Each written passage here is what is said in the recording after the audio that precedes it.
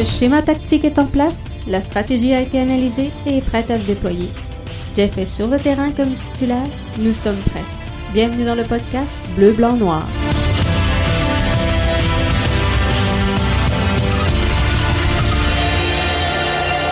Bonsoir tout le monde, bienvenue au podcast Soccer Bleu, Blanc, Noir et l'édition du 25 janvier 2021. Jeff Morancy qui est là avec vous encore une fois ce soir et je vous souhaite encore une fois la plus cordiale des bienvenues dans notre podcast. Et ce soir, ça va être long. On a un bon gros podcast à vous présenter. Il y a tellement de sujets que je veux regarder avec vous. C'est sûr qu'on vous avait spiné qu'on regarderait le 11, hein, avec les effectifs qu'on connaît, avec ce qu'on sait que Thierry Henry a sous la main présentement. On va se faire un 11 ensemble ce soir. Et je vous donne mon point de vue. Vous me direz si vous êtes d'accord, si vous n'êtes pas d'accord. Mais tout juste avant ça, faut qu'on se parle de ce qui s'est passé parce qu'on se rapproche lentement mais sûrement du début des opérations et des activités dans la MLS. Donc, ça s'en vient. Et pour mettre la table à tout ça, l'Impact, l'Impact. Je suis pas habitué encore. Le CF Montréal qui a annoncé aujourd'hui la signature de James Pantemis, prolongation de contrat, donc dans son cas, 2 années supplémentaires incluant une année d'option. Donc 3 saisons supplémentaires. On sait que, il y a le championnat canadien qui s'en vient. On sait que le contrat de Clément Diop arrive à terme à la fin de 2021. Alors, ça sera intéressant de voir quelles seront les démarches et surtout le statut que l'on va réserver à James Pantemis, lui qui a bien fait quand même en fin de saison, la saison dernière, et nous a offert quand même quelques beaux moments avec jadis, à l'époque, là je peux le dire, l'Impact de Montréal. Donc, est-ce que le CF Montréal va utiliser James Pantemis dans une optique de le leader comme étant le gardien numéro 1 de cette formation-là? Chose certaine, gang, il y aura une belle lutte à prévoir devant le filet, devant la cage du club de foot Montréal d'ici le début de la saison. Et le début de la saison, ça s'en vient. Aujourd'hui, on a annoncé que les activités reprendraient le 3 avril prochain du côté de la MLS. 22 février, c'est le début de la préparation de la saison. Donc, pour 6 semaines, les clubs auront accès à un camp pré-saison et une pré-saison. Les joueurs devront observer, bien sûr, une quarantaine obligatoire à partir du moment où ils rejoindront leur club. Fin août, ce sera la semaine des rivalités Heineken de la MLS. Ça a été dévoilé également aujourd'hui. Il y aura le match des étoiles Target de la MLS. Le 7 novembre, c'est le jour décisif en MLS. 19 novembre, début des séries éliminatoires de la Audi Coupe 2021. Et le 11 décembre prochain, nous saurons qui sera couronné comme étant les prochains champions du tournoi du championnat MLS. Donc, le 11 décembre prochain, c'est la Coupe MLS 2021. Il y a quand même 2 ombres au tableau présentement quand on regarde tout ça. Il y a les négociations avec la MLSPA qui devront aboutir. Hein. On sait que le deadline, c'est le 28 janvier prochain. La MLS aura déposé aujourd'hui une contre-offre à la proposition qu'avait déposée la MLSPA lors des derniers jours. Donc, il y a ces négociations-là qu'on va suivre ici du côté du podcast BBN avec beaucoup d'attention, mais il y a également le sort des clubs canadiens, hein, à savoir Vancouver, Toronto et bien sûr Montréal. Qu'est-ce qui se passera dans cette pandémie? Est-ce qu'on sera obligé de faire une bulle? Est-ce qu'on aura un championnat à saveur canadien pour le début de la saison, le temps de voir ce qui sera permis par les autorités sanitaires pour le reste de la saison? Mais c'est quelque chose qui faudrait pas mettre de côté. Et il faudra analyser. C'est sûr que d'ici le 3 avril, il peut s'en passer des choses. On va voir comment que tout ça va se dérouler. Mais, chose est certaine, c'est qu'avant qu'on entame cette nouvelle saison 2021 dans la MLS le 3 avril prochain, faudra régler, hors de tout doute, la relation avec l'association des joueurs. On se donne jusqu'au 28 janvier. Et également, faudra régler le sort des 3 équipes canadiennes. Donc, James Pantemis, c'est fait, c'est annoncé, c'est signé. La MLS qui revient le 3 avril prochain, c'est fait, c'est réglé. Maintenant, on va se parler de quelques rumeurs concernant le club de foot Montréal. Et il y en a des intéressantes, il y en a qui, moi, sincèrement, m'interpellent un petit peu moins. Marko Arnautovic, avançant, donc peut jouer à droite, peut jouer à gauche, pourrait donc être au centre d'une rumeur qui l'amènerait éventuellement avec le CF Montréal. On parle d'un arrivé en 2 temps, je vais le dire comme ça, puisque ce qu'on propose à Arnautovic, c'est un contrat avec Bologne d'une durée de 18 mois qui aboutirait à la fin de son parcours avec une apparition dans le maillot du club de foot Montréal. Il a 31 ans présentement, Marco. Aura donc dans 18 mois, 32-33 ans. C'est pas, selon moi, dans l'optique d'Olivier Renard, si on attend 18 mois pour accueillir ce joueur-là. Faudra voir quels seront dans 18 mois dans le monde du soccer. Ça peut paraître fou, mais c'est quand même long. Donc, qu'est-ce qui va se passer avec ce joueur-là? Est-ce qu'il aura les capacités encore de venir donner des bonnes prestations du côté de la MLS? Moi, il y a une chose. L'optique du club de foot Montréal est de recruter, de développer et de vendre des joueurs. Dans cette optique-là, je pense que des rumeurs comme, par exemple, Joaquin Torres seraient beaucoup plus à propos. Mais, par contre, il faut un mélange. Il faut une certaine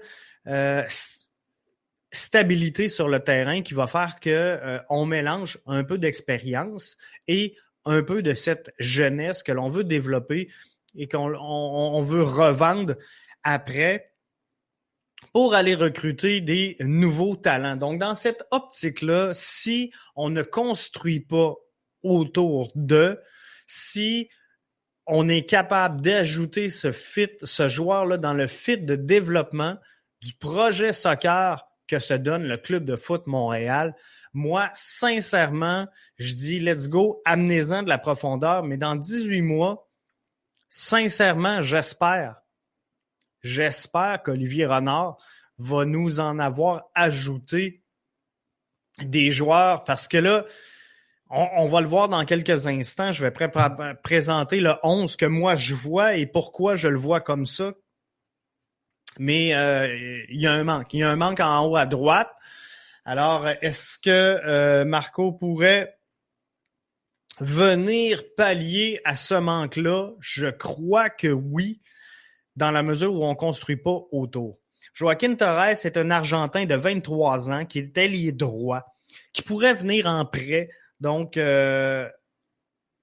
au club de foot Montréal. Alors, la première réflexion, je me suis dit, mais qu'est-ce que le CF Montréal a à gagner d'aller chercher un joueur en prêt?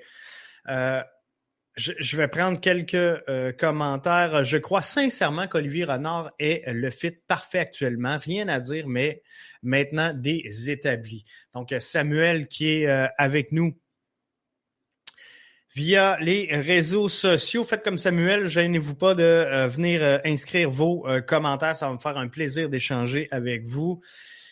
Sam, je crois effectivement qu'Olivier Renard est en bonne voie de développer, de construire cette formation-là et je crois sincèrement qu'il est en train de se donner toutes les armes qu'il faut pour le faire. Joaquin Torres, Argentin de 23 ans, qui pourrait se greffer à la formation en prêt. C'est le type d'ailier, on se le cachera pas, que veut Thierry Henry. C'est un joueur qui est capable de déstabiliser la défensive adverse. C'est un joueur qui a la capacité de dribbler de belle façon également. Et j'en reviens à cette optique de recruter, former, vendre, la signature de de Olivier Renard pour le club de foot Montréal. Alors, l'avantage d'avoir un Joaquin Torres en prêt, la seule idée qui me vient en tête au moment où on se parle, c'est que peut-être qu'on veut éviter de vivre un deuxième Novillo. Donc, un projet Novillo, je pense que on en a soupé. On en a eu plusieurs projets qui n'ont pas abouti du côté à l'époque de l'Impact de Montréal. Alors, peut-être qu'on veut une certaine protection. Donc, Olivier Renard l'a pas caché au terme du bilan de la dernière saison. Il est venu mentionner, nous, ce qu'on cherche, c'est des joueurs qui vont créer cette identité qu'on veut. C'est des joueurs qui ont du leadership. C'est des joueurs qui ont du caractère. C'est un peu ce que cherche Olivier Renard et qu'on pourrait retrouver dans le profil type de Torres. À ce qu'on voit des commentaires, et je connais pas personnellement le joueur, mais je pense que c'est peut-être en dehors du terrain le problème, ou en tout cas l'attitude du joueur pourrait peut-être être problématique. Donc, moi aussi, Sam, sincèrement, je fais confiance à Olivier Renard, mais maintenant, il faut des joueurs établis. Et la seule bonne nouvelle que j'entrevois dans cette rumeur de Joaquin Torres, c'est justement que pour moi, c'est un joueur qui pourrait amener une belle profondeur. Et si on amène ce joueur-là, qui est en prêt, qui va arriver comme super sub, qu'on veut voir, qu'on veut évaluer, on amène de la profondeur. On amène quoi? Un joueur de banc. Avant de monter ton banc, tu montes ton terrain et visiblement, cette position-là, elle n'est pas présentement occupée par un titulaire clair, net, établi. Donc, moi, ce que je me dis, c'est que peut-être que ça cache une signature plus grosse. Donc, on veut des joueurs établis. Et Sam, c'est là que je te rejoins dans ton commentaire. Ce qu'on veut, c'est des joueurs établis.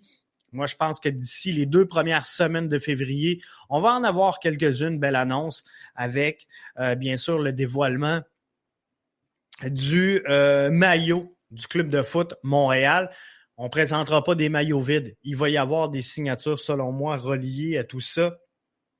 Faudra voir. Florin Tanas est l'autre rumeur qui retient l'attention aujourd'hui dans la planète soccer du CF Montréal. Salaire de 210 000 € cette saison, une cote autour de 3 millions, et c'est ce qu'on chercherait à aller chercher dans son cas en termes de transfert. Un milieu offensif de 26 ans, 13 buts en 15 rencontres, des excellentes statistiques pour le joueur qui évolue présentement du côté de la Roumanie. Où ce que je mets un bémol sur son arrivée, c'est qu'il y avait déjà des rumeurs sur son cas. Souvenez-vous, il y a déjà 2 saisons de tout ça.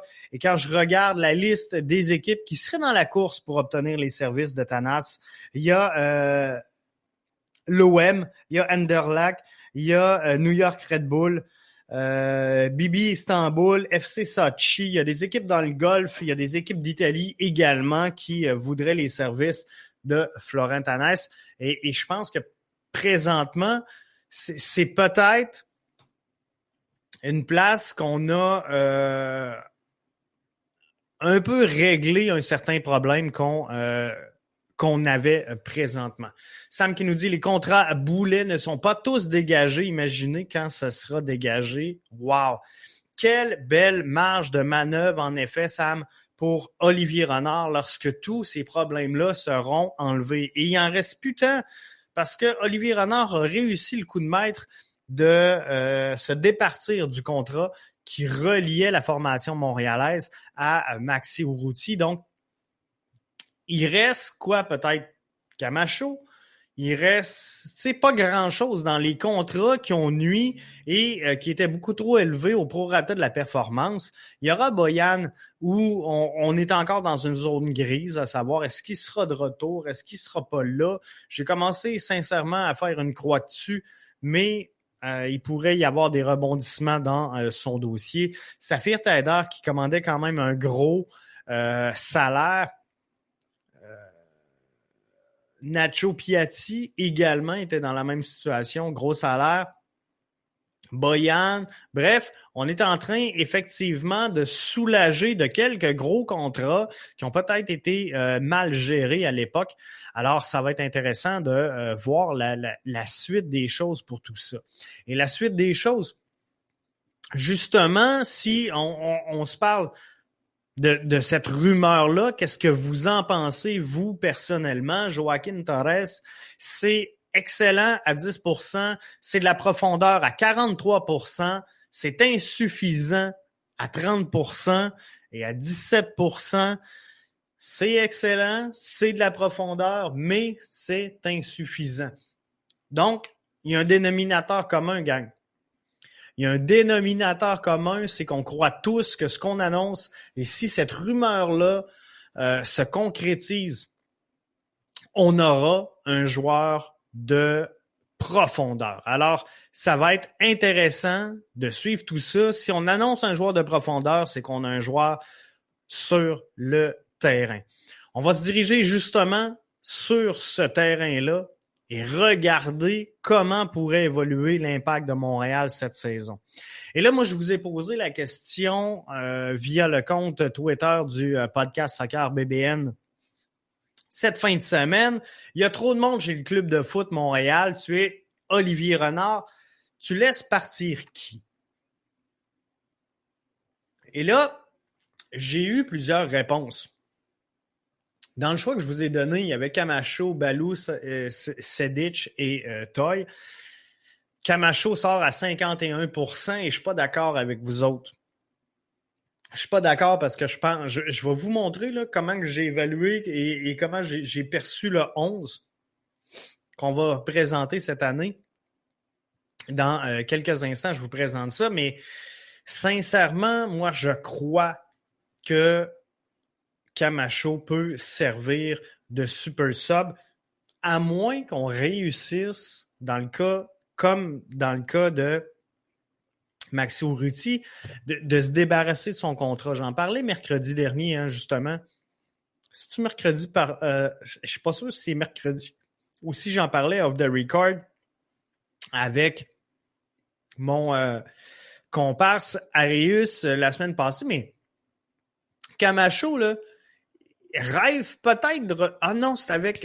je me trompe, c'est avec Amine. La dernière fois qu'Amine était de passage dans le podcast, on parlait de Camacho, puis on dirait peut-être bien qu'il aimerait ça aller dans les Émirats unis ou une place comme ça, retourner un peu par chez eux également, ça serait une possibilité. Donc Camacho, peut-être qu'on pourrait s'en débarrasser pour aller chercher un Laurent Ciman. Puis là, je le sais que c'est pas tout le monde qui est d'accord avec le retour de Laurent Ciman, mais j'en reviens, gang. J'en reviens à ce que je disais tantôt. Si l'optique n'est pas de recruter, construire, revendre, bien, en dehors de ça, il faut des joueurs de profondeur, il faut des joueurs d'équilibre qui vont permettre une cohésion sur le terrain et un Laurent Ciman pourrait permettre tout ça dans un rôle de grand frère pour épauler cette jeune défensive qu'on aura en l'absence de Camacho. Et ça pourrait être bien. Si le contrat est bon, si le contrat est bien leadé et bien négocié, je pense qu'on peut faire des belles choses. Balou, j'y crois plus ou moins, sincèrement. Je commence à manquer d'arguments pour défendre les performances et le statut de Balou. Sedic, il y a des comment je pourrais dire? Des choses qui me portent à croire qu'on n'a pas tant confiance en ça. en Sedic. Et Toye, il m'a juste pas impressionné la saison dernière. Donc, je m'attendais à beaucoup de Mason Toye. Je ne sais pas si c'est de la façon qu'on me l'a vendu, mais clairement, ça n'a pas été à la hauteur de mes attentes. Donc, on va regarder un peu en détail le 11 qu'on pourrait avoir cette saison. Donc, on va partir du derrière du terrain. On va regarder ensemble les gardiens, les défenseurs. On va regarder ensemble les milieux de terrain, les attaquants et pouf, le 11. Je vous l'ai enlevé tout de suite. On le regarde dans quelques instants. Mais le podcast de ce soir est bien sûr réservé à nos membres premium. Donc, pour la suite des choses, il faudra être membre premium. Ça se passe à un seul endroit, le www.bbnmedia.com. Pour la suite des choses, abonnez-vous si ce n'est pas déjà fait. Donc, on poursuit à l'instant avec les gens qui sont là. Dernier commentaire avant. Oui, ces bévues ont été décevants, mais on s'entend que quand il performe, c'est le salaire. Sam, si tu peux me revenir sur qui on parle exactement, parce que j'ai pas vu ton commentaire plus tôt. Donc, il faudrait revenir sur le sujet tout à l'heure. Donc, on poursuit avec, bien sûr, les gardiens. Premier poste. Donc, on va regarder qu'est-ce qu'on fait avec nos gardiens de but. Clément Diop, James Pantemis, Jonathan Sirois. Faut comprendre une chose, c'est qu'au moment où j'ai mis de l'avant le podcast, l'Impact n'avait pas encore annoncé la prolongation de contrat à James Pantemis, qui est arrivé un petit peu plus tôt en journée aujourd'hui. Donc, le CF Montréal y va, bien sûr, de cette annonce aujourd'hui. Mais clairement, ce que je vois, c'est Clément Diop et James Pantemis qui vont se partager la tâche devant le filet. Donc, retenez ça pour le reste du podcast. Devant les buts, Clément Diop, James Pantemis. Pourquoi je pense que James Pantemis pourrait prendre la place de Clément Diop à titre de titulaire devant la cage du club de foot Montréal, c'est tout simplement que la saison dernière, Clément Diop nous a apporté quelques sorties hasardeuses, on se le cachera pas. La décision de sortir sur les ballons arrêtés, principalement les corners, et la maîtrise balle au pied m'a fait frémir à quelques reprises la saison dernière. Donc, c'est pour ça que je pense que j'ai senti beaucoup plus de confiance dans les sorties et la conduite de balle de James Pantemis. Je crois qu'on va y aller avec un Clément Diop cette saison-ci comme titulaire la plupart des matchs. James Pantemis fera office de suppléant, mais pourrait servir donc en championnat canadien également. Il va avoir du gazon, ça c'est sûr, pour avoir quelques départs MLS, et je pense tout simplement qu'on ne reconduira pas le contrat de Clément Diop qui se termine à la fin de la présente campagne. Donc, James Pantemis devrait voir la porte grande ouverte chez le club de foot Montréal. Donc, si vous avez un petit 2 à mettre sur notre gardien d'avenir, je pense que James Pantemis sera celui qui sera d'office à plusieurs reprises. Au niveau des défenseurs, alors que se présente devant nous Moustapha Kiza, on a plusieurs défenseurs disponibles sous la main pour Thierry Henry. Et il faudra voir, est-ce qu'on va évoluer dans une défensive à 3, à 4 ou à 5 défenseurs? La saison dernière, Rudy Camacho a été trouvé comme étant la source de quelques problèmes chez l'Impact de Montréal la saison dernière, donc le CF Montréal cette saison.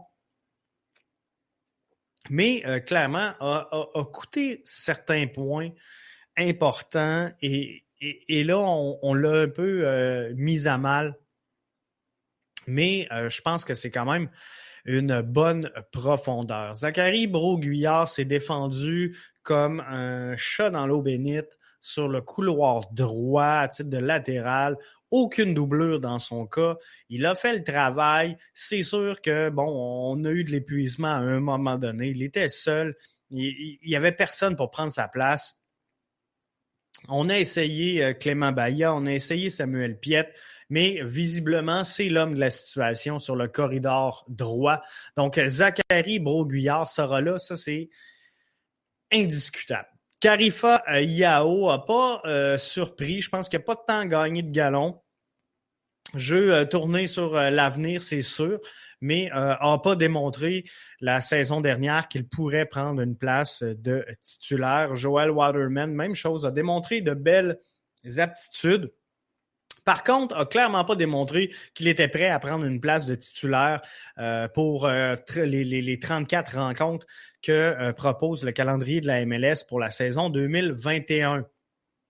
Louise Binks, pièce maîtresse, pierre angulaire de cette défensive centrale, c'est sûr que lui, il sera là. Donc, on a 2 confirmés à venir jusqu'à date, Zachary Broguillard. On a également Binks qui sera là. Kieson Ferdinand, moi, je pense que, doit prendre de l'expérience. Je l'entrevois beaucoup plus chez les U23. Moustapha Kiza, que l'on voit présentement donc à l'écran. On l'a tellement attendu, on a tellement eu hâte qu'il arrive. On s'est départi de Corrales, on s'est départi également de Capitaine Raitala. Je peux pas voir qu'on n'utilisera pas Moustapha Kiza donc dans sa position de latéral gauche. Donc, vous pouvez tenir pour acquis que Moustapha Kiza sera là. Zoran Bassong, donc également, on avait beaucoup d'attentes, on avait hâte qu'il arrive. Il est arrivé. Bref, fera une bonne doublure à Moustapha Kiza. Pourra peut-être même se battre à certains moments pour prendre la titularisation des matchs. Mais je pense que Zoran Bassong sera donc une doublure à Moustapha Kiza. Kamal Miller, on est allé le chercher. Pourquoi? On est allé le chercher. Il aura coûté cher un petit peu. Donc, clairement, on le veut sur le terrain. Et Struna, ben là, c'est là que ça va jouer. Hein. Est-ce que c'est Struna? Est-ce que c'est Camacho? Est-ce que c'est Laurent Simon? Mais Struna, si on est allé le chercher, il y a une raison bien précise. C'est le plus grand défenseur qu'on va avoir. Faut lui faire de la place. Alors, pour toutes ces raisons-là, je pense que Struna, tout comme Miller, seront placés sur le terrain. Donc, si on regarde qu'est-ce que ça donne, on a Rudy Camacho qui est là en sub. On a Zachary Broguillard qui est là, qui est indiscutable. Karifa Yao sera des U23. Joel Waterman en doublure. Louis Binks sera là en attendant de partir vers Bologne. Et Waterman devra gagner ses minutes justement dans cette doublure-là. Ferdinand, même chose, U23. Moustapha Kiza sera là à tous les matchs. Zoran Bassong en couverture défensive. Donc sur le banc, un peu de profondeur. Kamal Miller et Struna Kiki qui seront là. Donc, si on regarde tout ça, on se ramasse avec 5 défenseurs et 3 axiaux, dont 3 axiaux, 2 latérales. Donc, on va composer avec ça et Thierry Henry l'a dit à plusieurs reprises, son objectif n'est pas de construire un schéma tactique et ensuite le bourrer avec des joueurs. Thierry Henry a souvent dit, moi, je prends les 11 joueurs qui vont m'amener le plus sur mon terrain et c'est avec eux autres que je vais grandir. Je prends mes 11 meilleurs joueurs et c'est eux qui vont me faire gagner. Donc là, on en a 5 défensivement. On a Zachary Broguillard, Binks, Kiza, Miller, Struna. On va partir de là pour monter ce 11-là. Vous comprenez? Et là, on va s'en aller sur le milieu de terrain. Et là, vous allez voir, il y a du monde en tabarouette sur le milieu de terrain. Balou Tabla, Clément Bahia, Samuel Piette, Mathieu Chouanière, Amar Sejdic, Lassi Lapalainen, Romel Kyoto, Emmanuel Maciel, Victor Wanyama, Thomas Giraldo, Jean-Aniel Assis, Sean Rea, Nathan Dylan Salibaz, Rida Zouir et Georgi Mihailovic. Donc, 15 milieux de terrain qui sont sous la disposition de Thierry Henry pour lancer la prochaine saison. C'est quand même énorme. Faut trouver de la place pour faire jouer nos meilleurs éléments. Je vais aller tout de suite sur le schéma où je coche et je retiens ce que je garde, ce que je jette. Parce que sinon, on va finir par se mêler. Samuel Piette, on commence par les crochets verts. Samuel Piette, Mihailovic, Wanyama et Romell Kyoto. Ça, t'as pas le choix. Il te faut ces 4 joueurs-là sur le terrain. C'est tes 4 milieux principaux qui vont te donner accès donc à quelques victoires au long de tout ça. Samuel Piette et Victor Wanyama ne sont pas et ne seront jamais, je vais le dire comme ça, des joueurs qui auront comme premier attribut l'explosion. Ce ne seront jamais des joueurs qui sont hyper explosifs, qui vont donner un gain de vitesse incroyable. Donc, pour monter, descendre, on va les brûler. On l'a vu la saison dernière. On a testé Samuel Piette en 8. Ça a fait le travail. On a vu des belles choses. Mais un joueur plus naturel à cette position-là et Sam dans sa position de 6, je pense qu'on aurait été plus concluant que ça. Donc, moi, ce que je me dis, c'est si on poursuit avec l'optique de Thierry Henry, de dire je prends mes 11 meilleurs joueurs, je les pose au bon endroit pour que ces 11 meilleurs joueurs-là me donnent une chance de gagner chaque match. Chacun des 34 matchs qui seront à l'affiche dans la prochaine saison MLS. Alors, qu'est-ce qu'on fait? On met Samuel Piette et Victor Wanyama un petit peu plus bas sur le terrain et on va monter donc Romell Kyoto et Mihailovic. On a donc Lassi Lapalainen, Manuel Maciel et Amar Sedic qui pourraient être donc en couverture parce que là, il faut 18 joueurs. Dans l'optique de ce que je vous présente ce soir, je garde 18 joueurs au total pour avoir l'effectif, donc le 11 de départ et le banc. Alors, vous allez me voir venir assez rapidement parce que là, on va éclipser là, ceux qui sont pas là. Pour moi, Balou Tabla, Clément Bahia, Giraldo, Assi, Rea, Saliba, Zourir.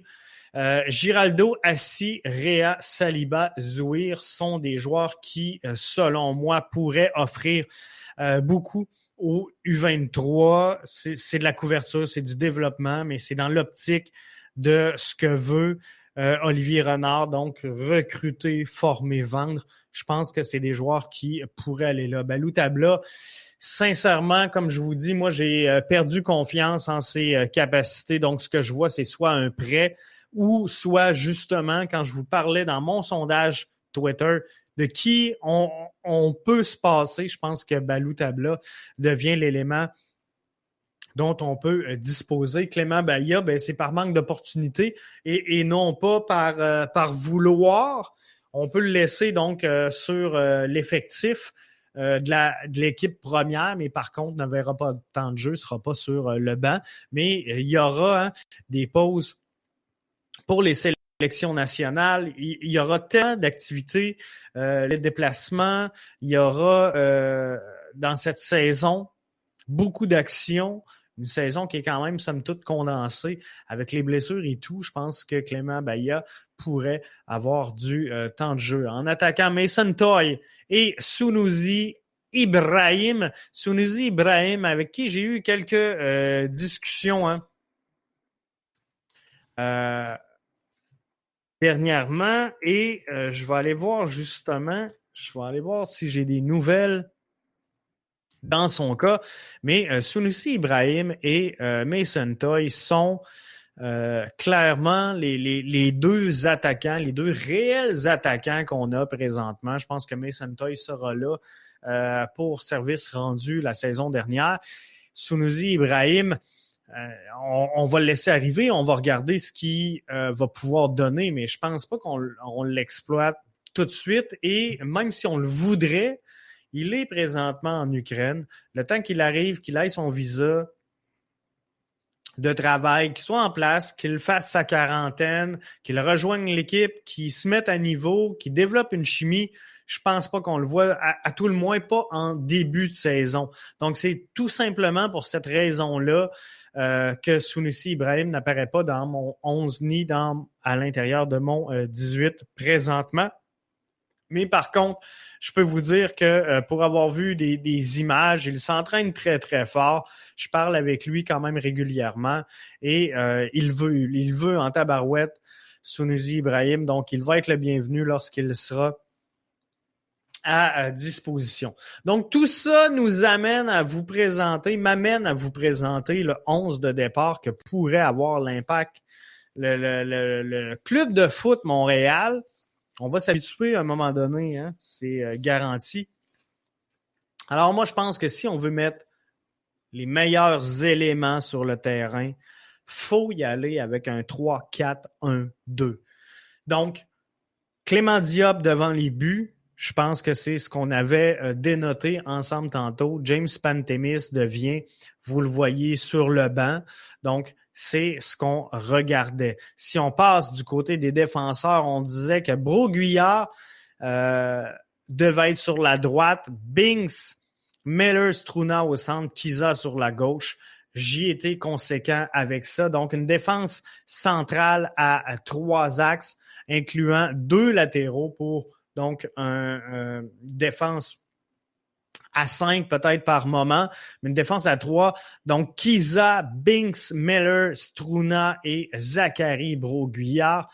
Wanyama et Piet sont là. Donc, si on s'en va sur les milieux de terrain, je vous ai dit, Wanyama, Piet, on veut pas les brûler à jouer gauche-droite et à courir le terrain dans tous les sens, sont efficaces quand ils n'ont pas trop de terrain à couvrir et ils couvrent quand même relativement beaucoup de terrain, récupèrent beaucoup de balles, donc brûlent beaucoup d'énergie. On veut les conserver 90 minutes.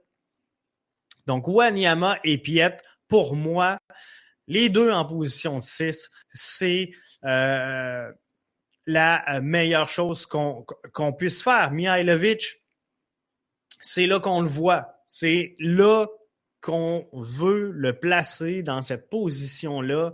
Va distribuer les ballons, va faire la transition, est capable de prendre des lancers de loin, des belles grosses frappes. Donc, tu le veux tannant en haut de la boîte et derrière, donc, tes 2 attaquants qui seront en support. J'ai Romel Kyoto sur la gauche, notre MVP la saison dernière. Donc, si on prend nos meilleurs éléments, Romel Kyoto doit être sur le terrain à chacune des occasions. Et l'autre côté, j'ai Mason Toye et c'est le seul point d'interrogation que j'ai présentement sur cette formation-là. On a vu cette formation-là avec Louise Van Gaal à la Coupe du Monde 2014. L'Eintracht Francfort a utilisé ça également en 2018-2019 avec, entre autres, ses illustres attaquants ou avant, Luka Jovic, Sébastien Haller, Ante Rebic. Il y a Gasperini qui a également fait une belle prestation à Atalanta avec une force de frappe similaire. Bref, je pense sincèrement que c'est exactement le 11 que doit emprunter Thierry Henry présentement avec tout ce qu'on connaît et avec les attributs qu'on a présentement du côté du CF Montréal. pour la saison prochaine. Donc, si on veut continuer de travailler dans l'optique-là, il y a un point d'interrogation, c'est Mason Toye en haut à droite, que moi, je suis vraiment pas sûr. Et quand on va chercher un Argentin, ailier droit, Joaquin Torres, qui serait ici en prêt, alors je me dis, on veut l'expérimenter, on veut le tester. Donc, on n'est pas prêt à dire, je vais chercher un joueur, je veux l'expérimenter, mais je vais le mettre titulaire, 34 rencontres, pour voir ce qu'il a dedans. Donc, oui, il peut déstabiliser la défensive adverse. Oui, il peut percer les lignes. Il peut dribbler l'adversaire. Mais on ne sait pas si ça va tenir 34 matchs de la bonne façon. Donc, il faudra analyser tout ça et l'analyser de la bonne façon. Et si on annonce un Joaquin Torres, moi, je pense qu'on vient le chercher en profondeur, en couverture d'un attaquant encore plus gros. Il n'est pas là.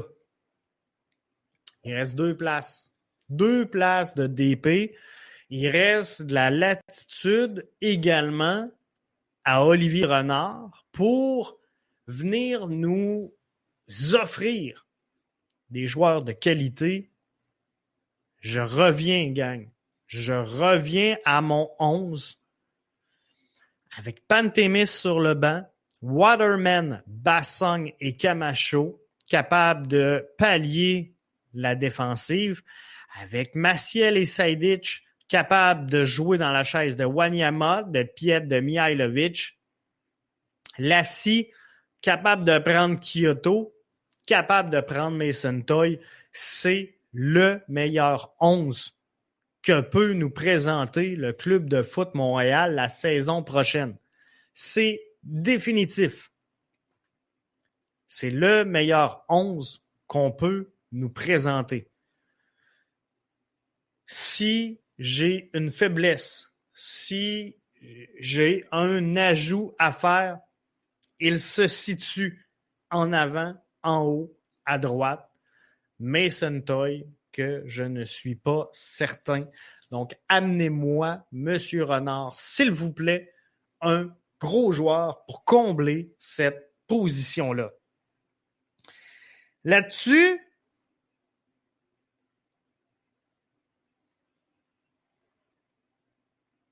ça fait le tour, mais je suis bien content de vous avoir présenté tout ça. Je veux que vous soyez là mercredi, gang.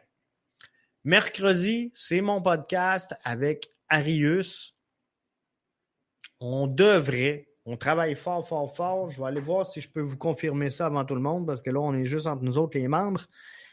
Est-ce que j'ai eu une réponse? Pas de réponse encore. Je ne peux pas vous confirmer rien. On travaille fort pour avoir un invité assez intéressant mercredi concernant une annonce majeure du côté de Montréal dans le monde du soccer. On va dire ça comme ça. Mercredi, soyez là. On devrait avoir donc un bon invité, mais je peux pas vous confirmer rien et je veux pas brûler mes sources, donc je ne vais pas plus loin. Au moment où on se parle, je vous invite à être là mercredi, 20h, Jeff et Arius. On sera là tous les deux avec vous. Bonne fin de soirée tout le monde. Merci d'avoir été des nôtres. Partagez le podcast et venez m'écrire. Dites-moi ce que vous pensez de mon 11, de mon 18. Est-ce que c'est logique? Est-ce que c'est pas logique? On va pouvoir en jaser. Bye bye tout le monde.